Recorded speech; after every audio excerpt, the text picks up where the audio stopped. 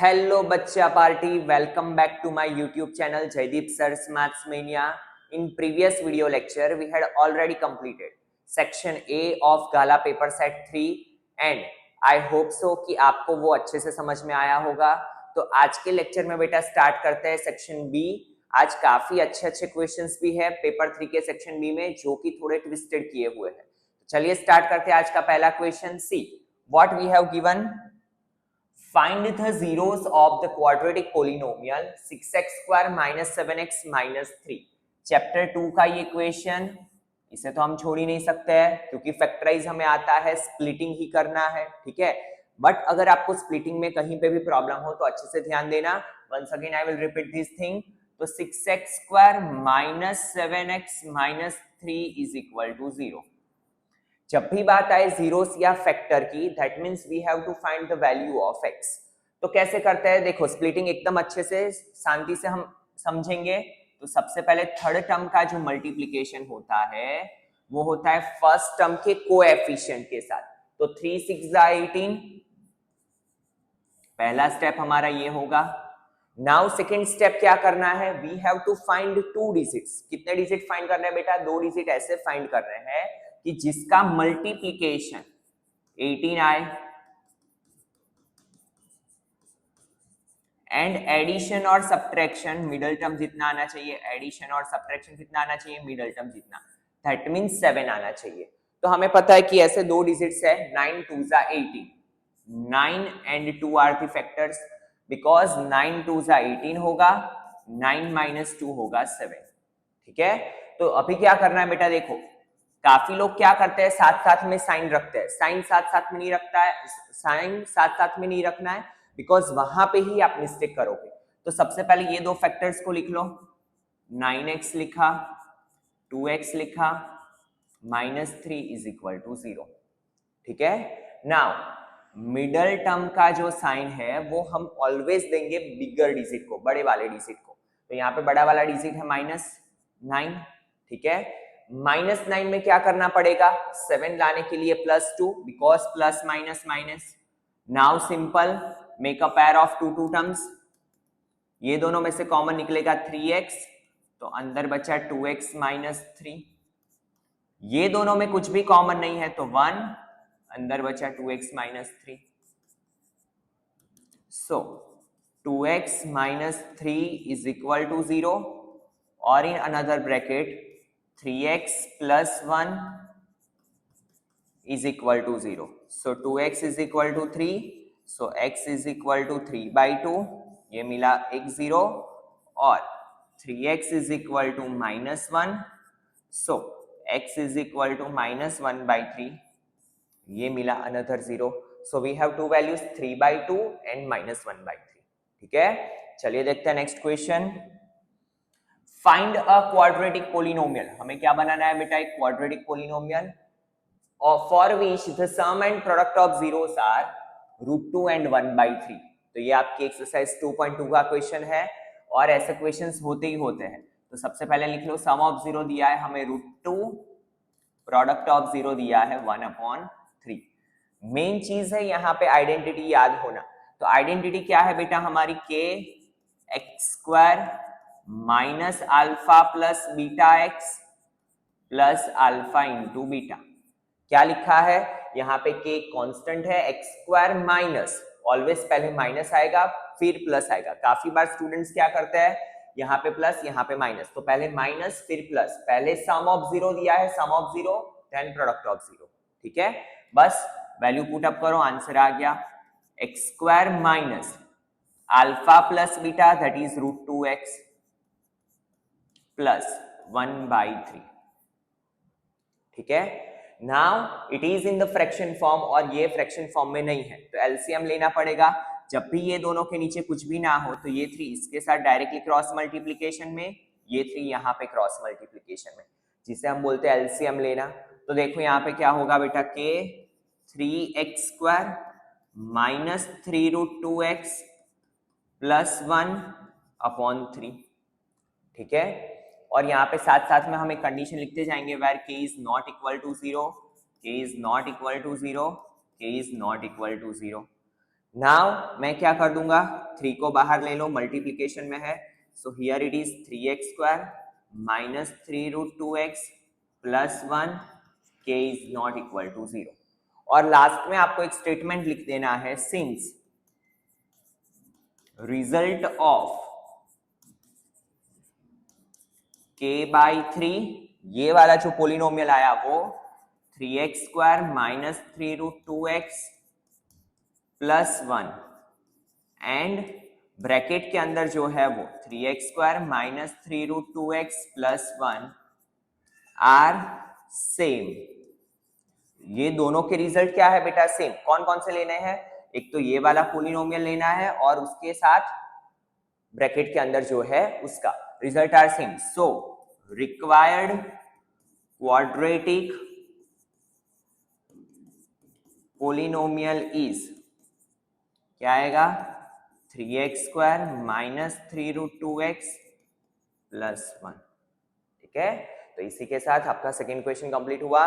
Now next question, check whether the following are quadratic equation और not.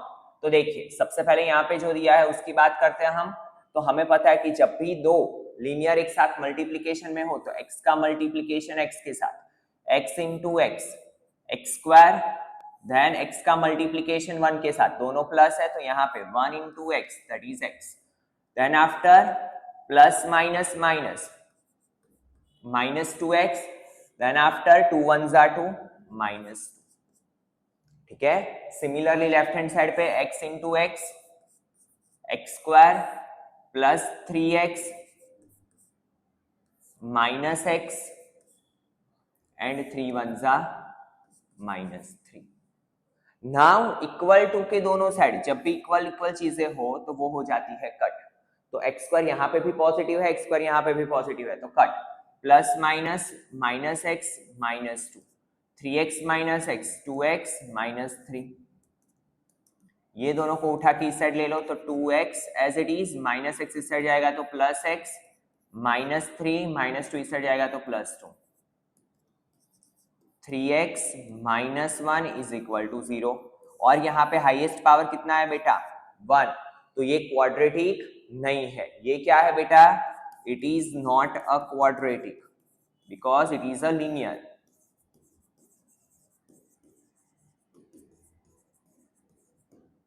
Similarly ये वाला आपको खुद से करना है और इसका आंसर मुझे कमेंट में आपको बताना है। ठीक है, तो सेकंड वाला आपको खुद से करना है।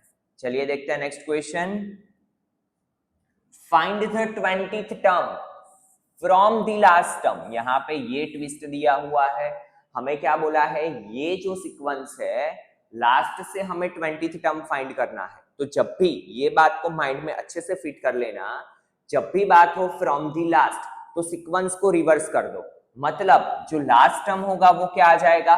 First term. ठीक है, क्योंकि हमें यहाँ पे लास्ट टर्म पता है। नाउ देखो 3 कितना ऐड कर रहे हैं हम? 5, तो 8 आ रहा है, प्लस 5 कर रहे हैं तो 13।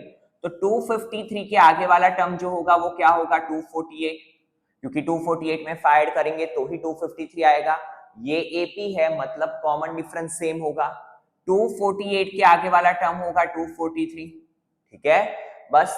तो देखो सबसे पहले सीक्वेंस को रिवर्स कर दिया तो ये हो गया 253, 248, 243 dot dot dot 3।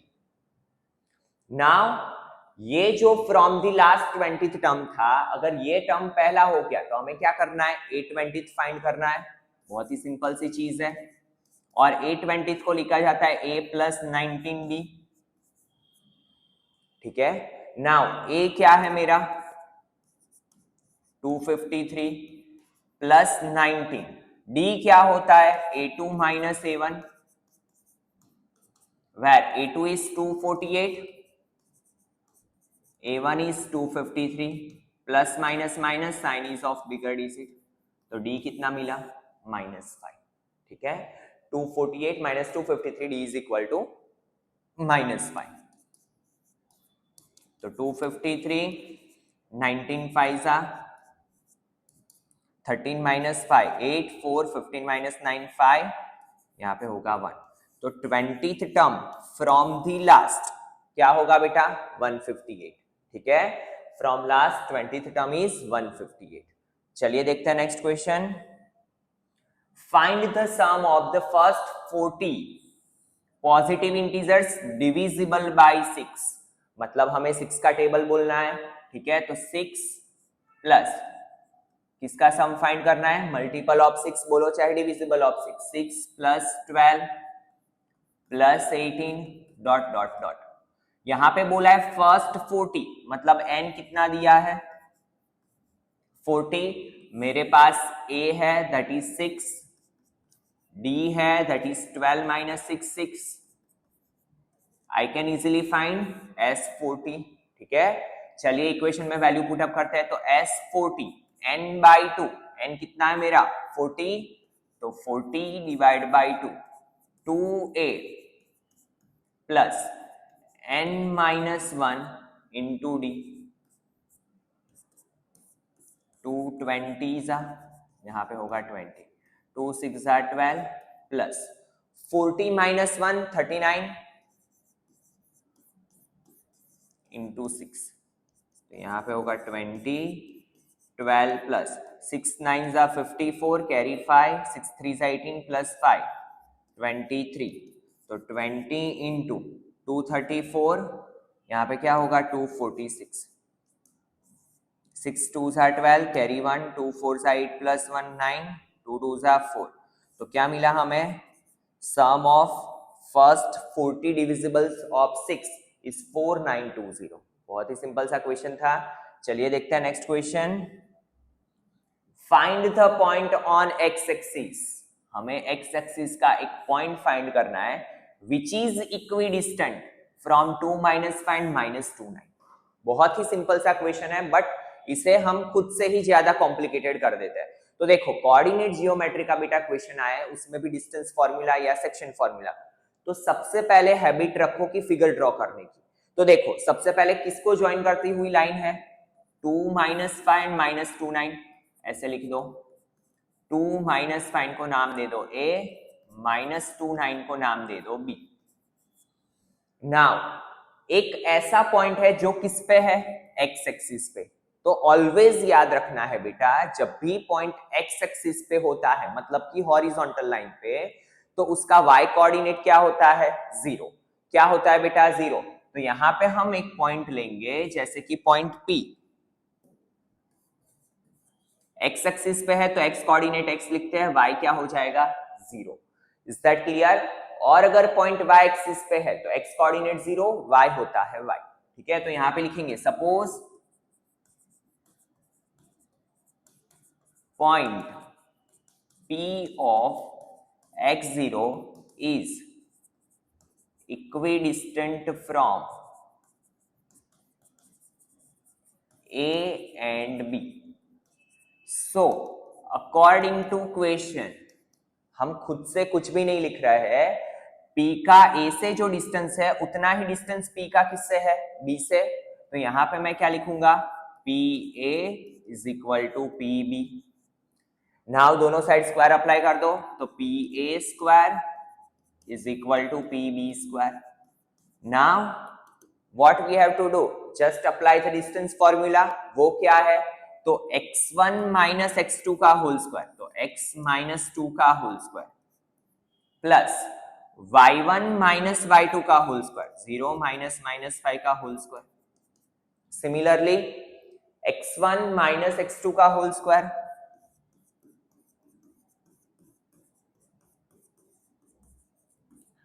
Plus y1 minus y2 का होल स्क्वायर. ठीक है, just simplification. Here it is a minus b whole square.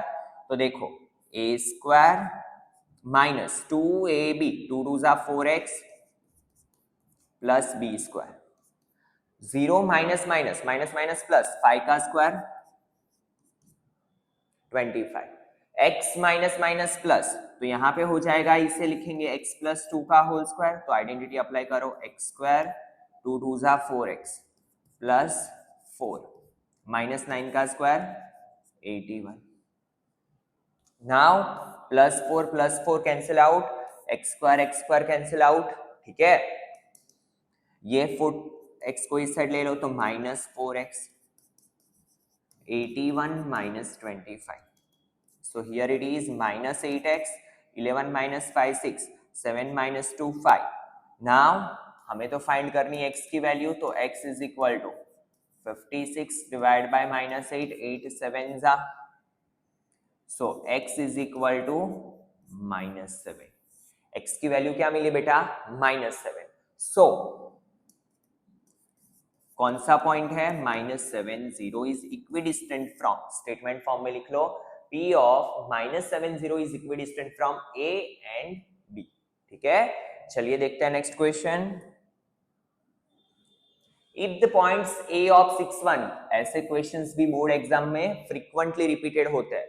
तो a ऑफ 6 1, सबसे पहले यहां पे ड्रॉ कर लो parallelogram a b c d. 6 1, b of 8 2, c of 9 q and d of p3 are the vertices of parallelogram taken in order. मतलब आपको order में ही लिखना है, जहां से भी स्टार्ट करो. मैं यहां से स्टार्ट कर रहा हूं तो ऐसे ऑर्डर में जाऊंगा, आप यहां से कर रहे हो यहां से, तो ऐसे ऑर्डर में ही जाना है. ठीक है, find the values of p and q. तो बहुत ही सिंपल सा क्वेश्चन है. सबसे पहले कोऑर्डिनेट लिख लो, 9q d p3.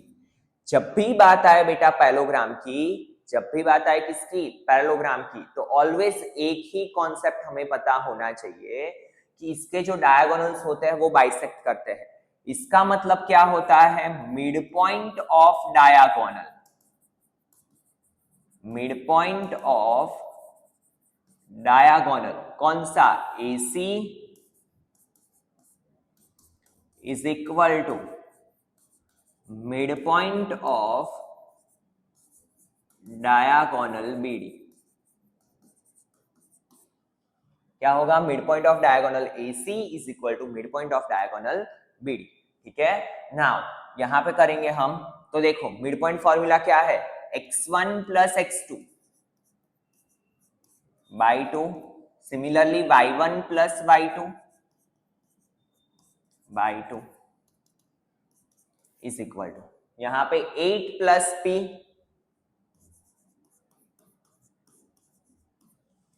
2 plus 3. Whenever both the sides coordinates are there, equal to sign will be there. क्या करना है हमें? See what we have to do, x की x के साथ कंपैरिजन, y कोऑर्डिनेट की y के साथ कंपैरिजन. तो देखिए 15 divide by 2 is equal to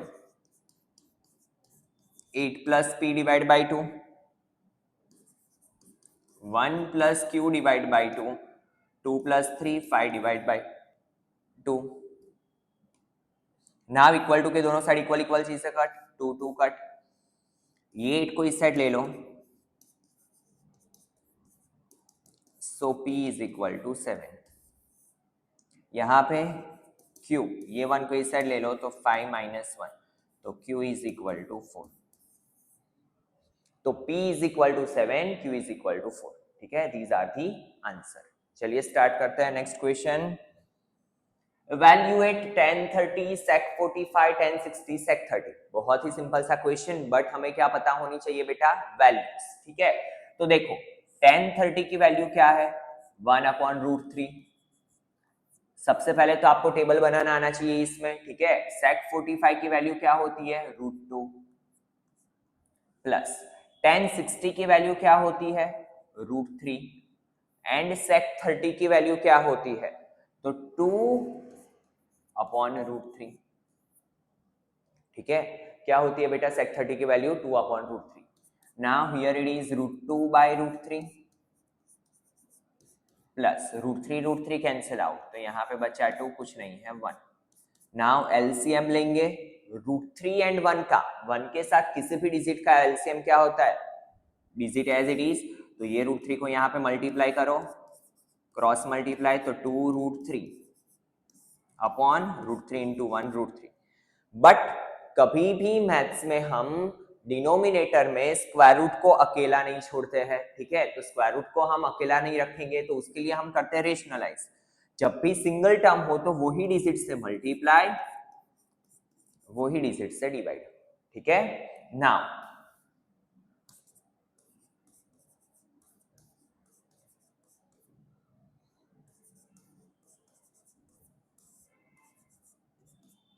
√3 into √2,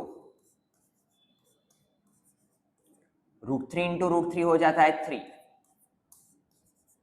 तो 2 3 6 प्लस √6 डिवाइड बाई 3, क्या आएगा बेटा 6 plus √6 divide by 3, it is the correct answer. चलिए देखते हैं नेक्स्ट क्वेश्चन।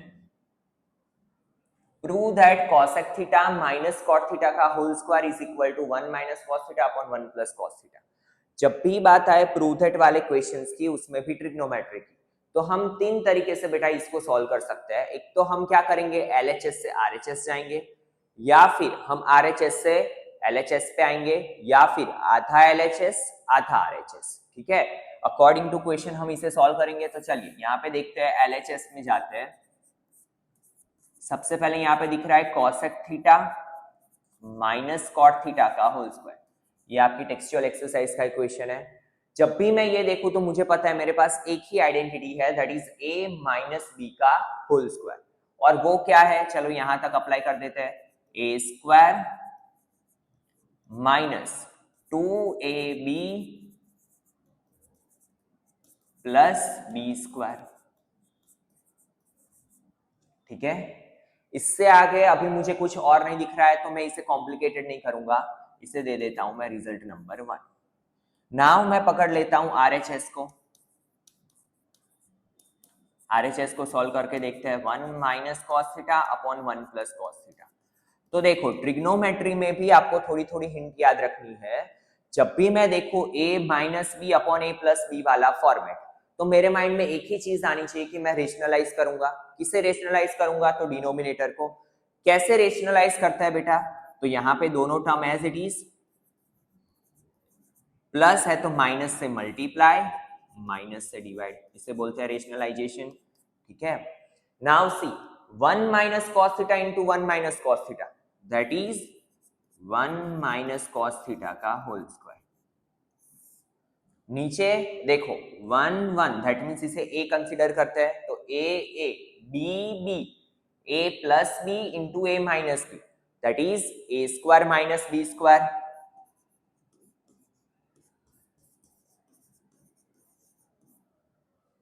ठीक है, चलिए इसको सिंप्लीफाई करते हैं।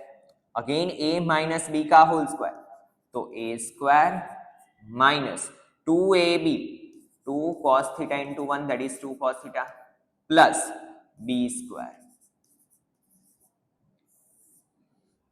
1 का square 1 minus cos square theta.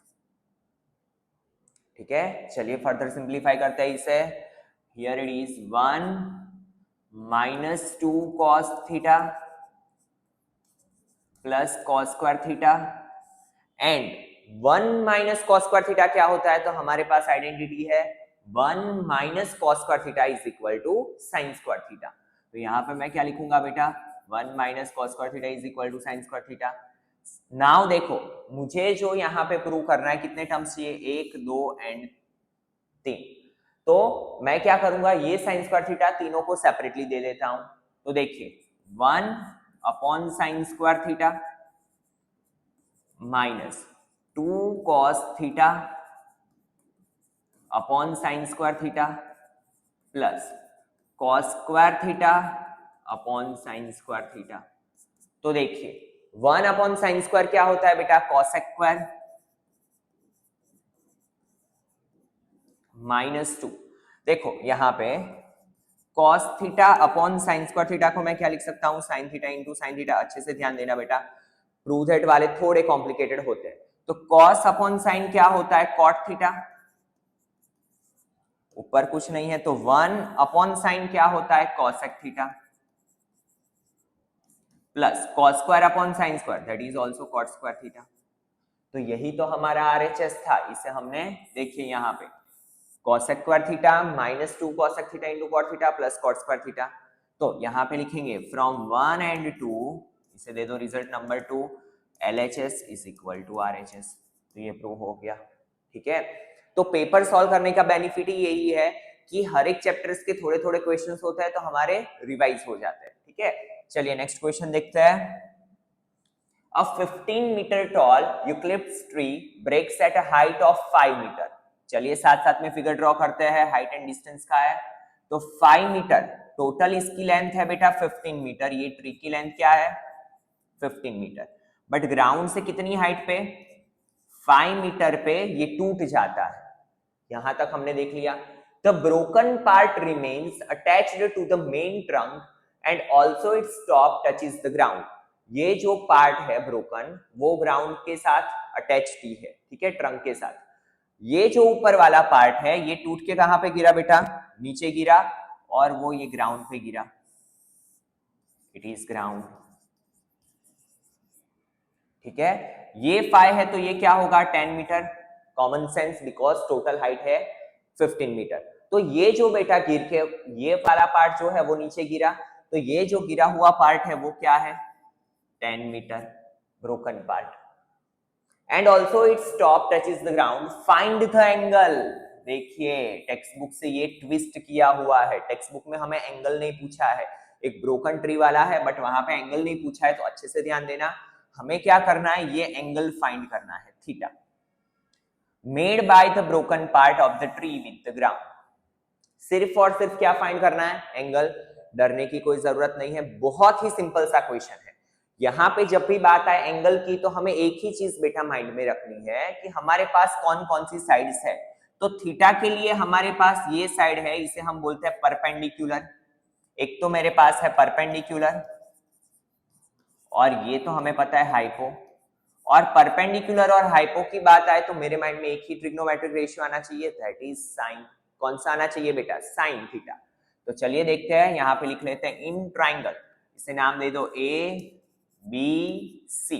Exam में आपको प्रॉपरली लिखना है कि ए बी क्या है part of tree, A C क्या है broken part of tree, B C क्या है लेंथ ऑफ ग्राउंड, ठीक है। तो in triangle A B C मैं डायरेक्टली अभी लिख रहा हूं साइन थीटा। क्यों मैंने यहाँ पे साइन ही लिया, क्योंकि मेरे पास जो साइड्स है वो है एक परपेंडिकुलर, एक है मेरे पास हाइपो, ठीक है। तो साइन का फॉर्मूला क्या है परपेंडिकुलर अपॉन हाइपो। अगर मेरे पास BC होता, वैल्यू ऑफ BC होती तो मैं क्या अप्लाई करता बेटा कॉस थीटा, क्योंकि थीटा के लिए ये हो जाता बेस, ठीक है। नाउ AB क्या है बेटा 5, AC क्या है 10, यहां पे लिख लो sine theta 5 2 10। Now sine theta is equal to 1/2। फिर एंगल कैसे फाइंड करेंगे, तो वो भी बहुत सिंपल है।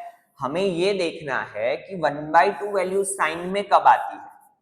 तो हमें पता है कि अकॉर्डिंग टू टेबल साइन 30 की वैल्यू जो होती है वो क्या होती है 1/2। तो 1/2 की जगह पे मैं क्या लिखूंगा बेटा साइन 30। दैट मीन्स थीटा मेरा क्या हुआ, एंगल क्या मिला मुझे 30 डिग्री। तो एंगल मिला 30। तो कितने एंगल पे बनाएगा 30 डिग्री पे, ठीक है। चलिए देखते हैं next question.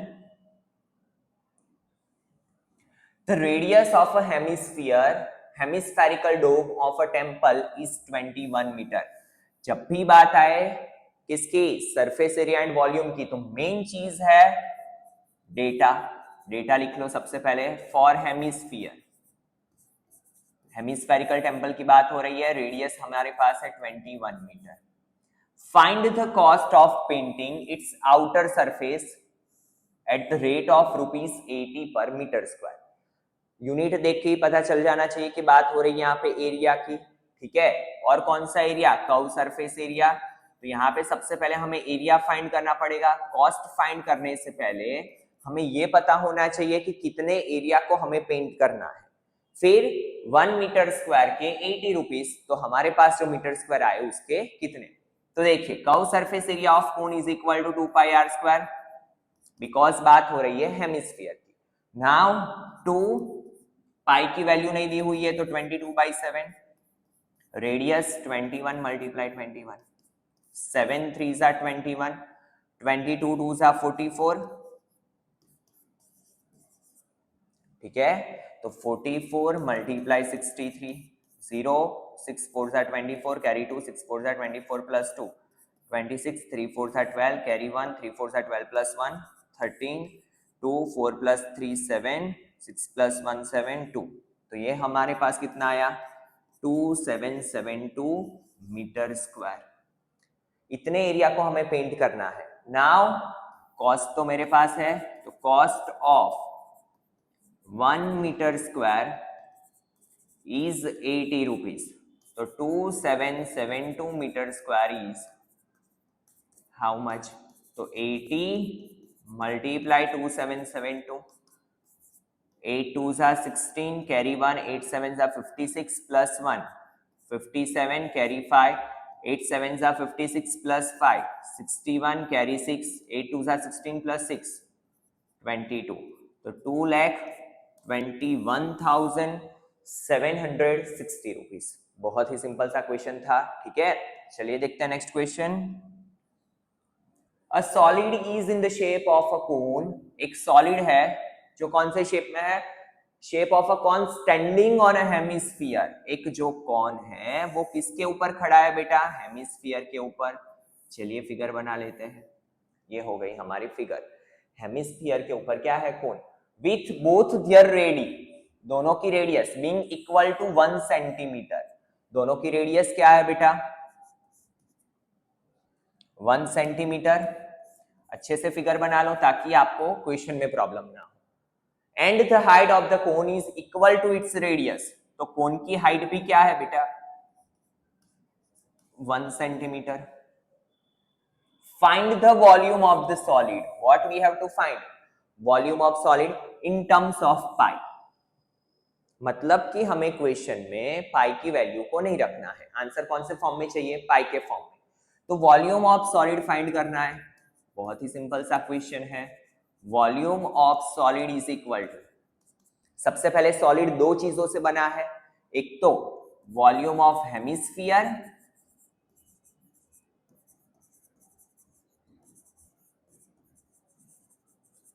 Plus volume of cone. ठीक है, कौन सी दो चीजों से बना है? Volume of hemisphere plus volume of cone. Now volume of hemisphere क्या होगा? 2/3 pi r cube plus 1/3 volume of cone क्या होता है? Pi r square h. Radius दोनों की सेम है इसलिए हमने यहाँ पे स्मॉल आर ही यूज किया। नाउ कॉमन क्या निकल रहा है बेटा? एक तो 1/3, फिर मुझे दिख रहा है पाई, दोनों की रेडियस सेम है तो आर स्क्वायर कॉमन निकल रहा है। तो बचा क्या? 2 बचा, एक आर बचा, 2r। यहाँ पे क्या बचा? h। चलिए वैल्यू रख देते हैं 1/3 पाई, रेडियस है हमारे पास 1 तो 1 का square, 2 into 1 plus height is also 1। तो देखो पाई 1 का स्क्वायर तो 1 होता है, पाई/3, 2 1s are 2 प्लस 1 दैट इज 3, तो पाई/3 into 3, 3 कैंसिल आउट, पाई सेंटीमीटर क्यूब। यूनिट गलती से भी नहीं भूलना है। तो क्या मिला बेटा? Volume of solid pi centimetre cube. Is that clear? चलिए देखते हैं next question. For a given frequency distribution in usual notation A is equal to 80, sigma fi 50, sigma fi ui h दिया है। What we have to find? Mean.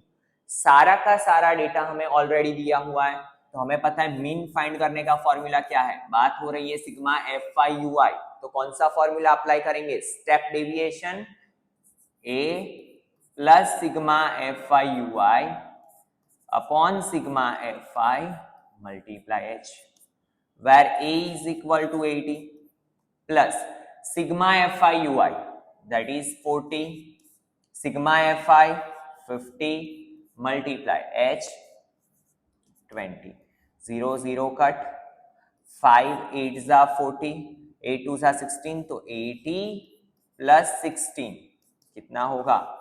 96। तो mean क्या मिला बेटा मुझे? 96। ठीक है, और इसी के साथ आपका पेपर 3 का सेक्शन भी पूरा कंप्लीट हुआ। तो चलिए बेटा मिलता है नेक्स्ट लेक्चर में, और अगर आपको एक्सप्लेनेशन समझ में आया हो तो लाइक करना ना भूले। चलिए मिलता है नेक्स्ट लेक्चर में। Thank you students.